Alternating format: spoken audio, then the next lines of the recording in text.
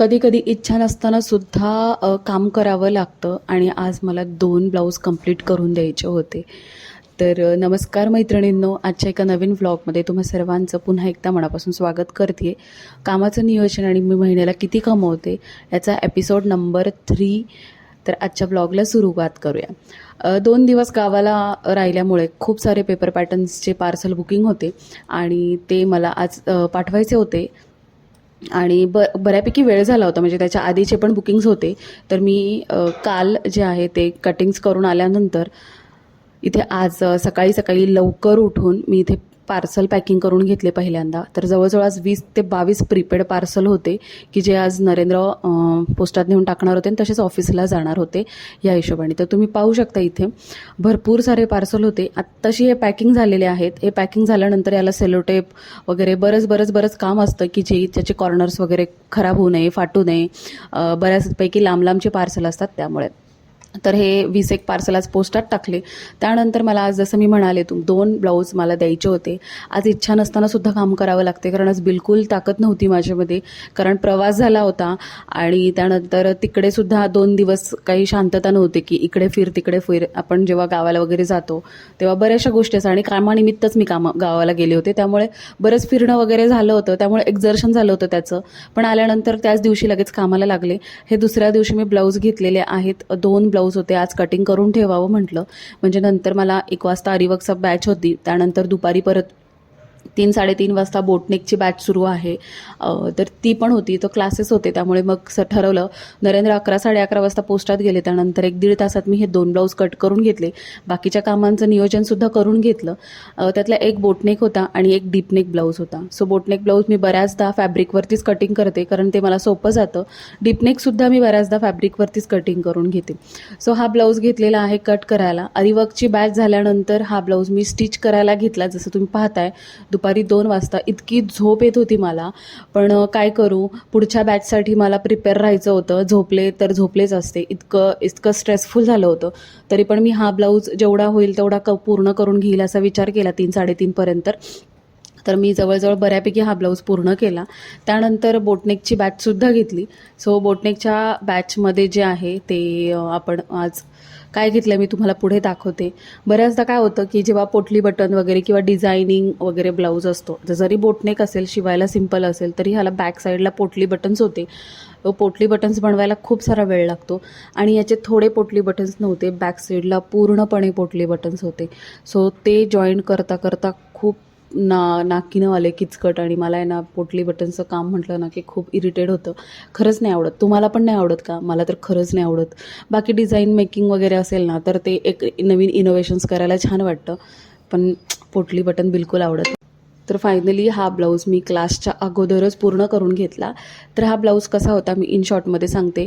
Front deep, back boat neck होता. फ्रंटला बघा असा पंचकोणी म्हणजे स्वीट हार्ट नेक होता, जो कस्टमरने मला जसं सांगितलं होतं तसा. आणि त्यानंतर प्रिन्सेस बॅक ओपन होता, म्हणजे बॅकला हुक आय करायचे होते. स्लीव्जला अशा पद्धतीने जे काट होते ते थोडेसे मी तिथे अरेंज केलेले आहेत.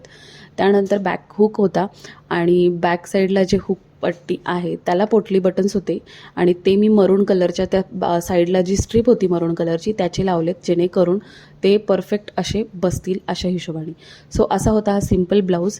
तर बोटनेक ब्लाऊजची शिलाई मी 500 रुपये घेते आणि पोटली बटन्स आहेत त्यामुळे मी याचे 50 रुपये एक्स्ट्रा घेतलेले आहेत. सो 550 रुपये बोटनेक प्रिन्सेस कट ब्लाऊजची शिलाई. तर ह्या ब्लाऊजची शिलाई 550. त्यानंतर घेतलेला आहे माझा क्लास वगैरे झाला आणि मग जवळजवळ 6-6:30 वाजता 5-5:30 वाजता मी पुढचा ब्लाऊज घेतला कटिंगला. तर हा आहे कस्टमरचा मापाचा ब्लाऊज. तर हा तुम्ही पाहिला असेल माझ्याच ब्लॉगमध्ये. त्या कस्टमरने माझ्याकडनंच हा मला वाटतं नवरात्रात की दसऱ्यामध्ये शिवून नेलेला आहे हा ब्लाऊज. आणि याचं जे बो होता त्याला मी हे दिले होते, छोटेसे स्टिचेस दिले होते, त्यातल्या एका साईडचं निघालं होतं. सो हा मापाला पण दिला आणि ते करायचं होतं. असं होतं कधी कधी आपल्याकडनं ना. आणि हे बघा हा बोटनेक ब्लाऊज जो आहे, फ्रंट आणि बॅक दोन्हीही बोटनेक आणि याचे शॉर्ट स्लीव्ज असा हा कोर्समध्ये मी ब्लाऊज शिवलेला आहे आणि स्टुडंटला वेअर करून सुद्धा दाखवलेला आहे. तर साईडला तुम्ही पाहू शकता एक व्हिडिओमध्ये की हा फिटिंगला वगैरे कसा बसला आहे. ज्यांना बोटनेक ब्लाऊजचा क्लास करायचा आहे, जानेवारीमध्ये आपली बॅच सुरू होते. त्यामध्ये 3 प्रकारचे बोटनेकचे ब्लाऊज घेतले जातात. तर ज्यांना डिटेल्स हवेत त्यांनी व्हॉट्सअपला मेसेज करा. त्यानंतर या ब्लाऊजचं कटिंगसुद्धा मी करून घेतलं आणि लागोलाग लगेचच मी हा स्टिचिंगसुद्धा करून घेतला, कारण मला हा ब्लाऊज एक 9 वाजेपर्यंत हे दोन्ही ब्लाऊज द्यायचे होते, कारण गावाला गेल्यामुळे हे ब्लाऊज माझे रखडले होते 2-3 दिवसांसाठी. तर आज संध्याकाळी द्यायचे होते, तर विचार केला स्वयंपाक बनवण्याच्या अगोदरच मी हे करून घेईल. आता हे नंतर लक्षात आलं माझ्या की ब्लाऊज पूर्ण झाल्यानंतर की ह्याला कॉड पायपिंग होती, जेव्हा मी मेजरमेंटच्या ह्याच्यामध्ये पाहिलं. आणि ह्याला बघा थोडेसे पफ स्लीव्ज होते अशा पद्धतीचे. सो हे ब्लाऊज पूर्ण झालं. त्यानंतर मग नरेंद्रांना पाठवलं होतं की कॉड पायपिंगसाठी फॅब्रिक घेऊन या. तर अशा प्रकारचं हे कॉड पायपिंगसाठी फॅब्रिक नरेंद्रांनी आणलेलं आहे. आता त्यांनासुद्धा बऱ्यापैकी सगळ्या गोष्टींचं चॉईस वगैरे आलेलं आहे. थोडंसं काटाचं फॅब्रिक दिलं होतं की त्याला मॅचिंग होईल असंच मला कॉड पायपिंगचं फॅब्रिक हवं आहे. सो त्यांनीसुद्धा घेऊन आले आणि त्यानंतर लगेचच ते मी कट करून कॉड पायपिंग तयार करून ह्या ब्लाऊजला लावली आणि हा सुद्धा ब्लाऊज तयार झालेला आहे. आता तुम्ही म्हणाल की आजच्या आज तुला हा ब्लाऊज द्यायचा होता, सो हुक आहे पट्टी, हुक आणि लूक तर मी स्वतः केलेलं आहे. कारण जेव्हा अर्जंट ब्लाऊज असतात तेव्हा मावशींकडे नेण्या आणण्यात 3-4 तास जातात. म्हणजे त्यांच्याकडे दिल्यानंतर ते त्यांच्या सोयीनं करणार, पुन्हा आणायचे. यापेक्षा आपण 15-15 मिनटामध्ये 10-10 मिनटामध्ये हे काम करू शकतो. तर इथे बघा मी आधी ब्लाऊजला इस्त्री करून घेतली, कारण ह्याचा पंचकोणी नेक होता, फ्रंटसुद्धा स्वीट हार्ट नेक होता, असा पद्धतीने होता. तर जेव्हा कॉड पायपिंग आपल्याला लावायची असते तेव्हा नेक आपण फिनिशिंगने तयार केल्यानंतर त्याला इस्त्री करून घ्यायची, जेणेकरून कॉड पायपिंग सुंदर बसते. आणि कॉड पायपिंगसुद्धा जे आपण फॅब्रिक काढलेलं असतं क्रॉस, त्या फॅब्रिकलासुद्धा बऱ्याचदा इस्त्री जर करून घेतलं तर ते अजून जास्त छान बसतं. तर कॉर्नरलासुद्धा पाहू शकता इथे तुम्ही मी किती सुंदर पद्धतीनं कॉड लावून घेतलेली आहे. आणि फ्रंट साईडला पण बघा स्वीट हार्ट नेक होता. ह्या 2 मैत्रिणींचे ब्लाऊज होते ज्यांना फ्रंट नेक मी सुचवला होता की सध्या हा खूप ट्रेंडिंग चालू आहे आणि दोघींनाही आवडला, तर दोघींनी तोच नेक घेतलेला आहे. तर ह्या ब्लाऊजला बघा बॅक साईडला मी लटकनसुद्धा लावलेत. बॅकला पंचकोणी होता, फ्रंटला स्वीट हार्ट नेक होता. असे हा सुद्धा ब्लाऊज तयार झालेला आहे. हुकलूक लावून घेतले आणि कस्टमरला मेसेज केला की तुमचे ब्लाऊज झालेले आहेत. अशा प्रकारे हे दोन्ही ब्लाऊज माझे तयार झालेले आहेत. स्वतः जो डीपनेकवाला ब्लाऊज होता त्याचे प्रिन्सेस कट डीपनेकचे 450 रुपये आणि स्लीव्सचे 50 आणि कॉड पायपिंगचे 50 असे मी 100 रुपये इकडे एक्स्ट्रा लावलेले आहेत. सो पहिल्या ब्लाऊजचे सुद्धा 550 रुपये शिलाई आणि ह्या ब्लाऊजचे सुद्धा 550 रुपये शिलाई, 1100 रुपये. सो असा होता माझा आजचा दिवस. आता उद्याचं दिवसाचं मला आजच नियोजन करायचं आहे की उद्या दिवसभरामध्ये काय काम करायचं आहे.